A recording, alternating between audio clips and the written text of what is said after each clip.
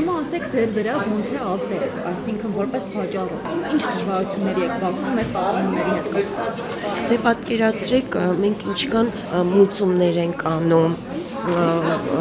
եւ պետական հարկերը, տուրքերը եւ տեղի վարձերը, այդ ամեն ինչը պիտի չէ մենք առևտուր անենք, որպեսզի կարողանանք այդ ամեն ինչը անենք մուծումները, բայց ես կարող եմ ասեմ, որ անցյալ ամիս, պատկերացրեք հունվար ամսի, ես ընդհանրապես վաճառք չեմ կատարել, ոչ մի բան ես չեմ վաճառել, բացարձակ, ոչ մի վաճառք իմ մոտ չի եղել, որովհետև մարդիկ սպասողական վիճակի մեջ են, այս կտրուկ տատանումները իրենց ոնց որ հայտնոտի մեջ է գցել, հոգեբանորեն, մարդիկ ուզում են զարթկնել, բայց իրանք ասում են կարող է իջնի, որտեղ իրենք տեսնում են այդ տատանումը ինչա կատարվում, էլի։ 3 տարի, 4 տարի արտատ ունենալուց, ասենք, շատ է բարձրացել, գոնե ոսկին ինչ-որ համատեղելի է լինում, բայց արտատը նման կերպ գեր աճ տա, գնի մեջը, դա աբսուրդ է, այսինքն արտատ գնողը ասում է ավելավա դրա տեղը մի հատ գոնե ոսկի կուլոն կառնեմ, արտատը լրիվ պատմում, մենակ չգիտեմ Հայաստանում ատեն թե համաշխարհային, բայց արտատը ասենք եթե համեմատենք ոսկու թանկացման հետ, արտատը ավելի շատ է թանկացել։ Այն արժեքը։ Իսկ գնային մոտավոր ասեք, ասենք արտաթից մի հատ է զարդը, օրինակ ինչքան նախկինում ինչքան արժեր, հիմա ինչքան Դե նայեք, նախկինում սենց վերցնենք հարաբերական 700-ից 900-950 դրամ գրամը, տեղական եւ ֆիրմա սենց ասած, այսօրվա դարել է ստանդարտ 2000-2200 դրամ գրամը, որ մեզ ներմուծում են տալիս են մեզ, որ մենք վերավաճառենք, այսինքն մենք ինչքանով արդեն պիտի վերավաճառենք։ Մա հաճախորդը մոտենում է հարցնում, ասեն գոնե 2500 դրամ է գրամը հաշվում,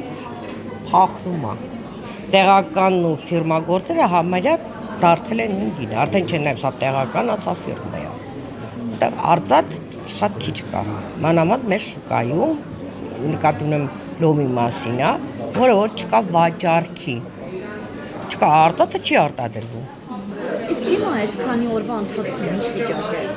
Հենց հետո որ այս քանի օրվա ընթացքում է ինքը բացարձակ չի մի կետի վրա կանգ առնում։ Հենց հետո որ 2 օրվա մեջ ինքը պատկերացրեք 148-ից ինքը հիմա դարձել է $163։ Այսինքն էլի $15 տարբերություն է տվել մի գրամի մեջ։ Իսկ դա արդյամայը 10000 դրամ է գալիս։ Հաճախորդների առումով վաճառք կա այս քանի օրը ինչ վիճակ է։ Շատ քիչ վաճառք։ Ես ձեզ ասեմ, որ ոսկին շատ էր բարձրացել, վաճառք ավելի շատ է լինում, որովհետև մարդիկ մտածում են, որ բարձրացավ, կարող է էլի բարձրանա։ Դրա համար գալիս են ասում են առնենք, քանի դեռ էլ ավելի չի բարձրացել, բայց հենց որ այդ բարձրացած վիճակից ինքը իջնում է, եթե իհարկե դա կարելի է համարել իջած, համեմատականով էլի կարելի է ասել, որ իջել է իբր դե։ Այդ ժամանակ իրանք արդեն ասում են սպասողական վիճակ է իրանց մոտ, կարող է նորից իջնի, բայց այդ ձև չէ։ Այդ կտրուկ 2-3 օրվա բարձրացումն իջեցումը դա նշանակում է, որ ոսկին ինքը չի իջնելու, չկա իջնելու տենդենց։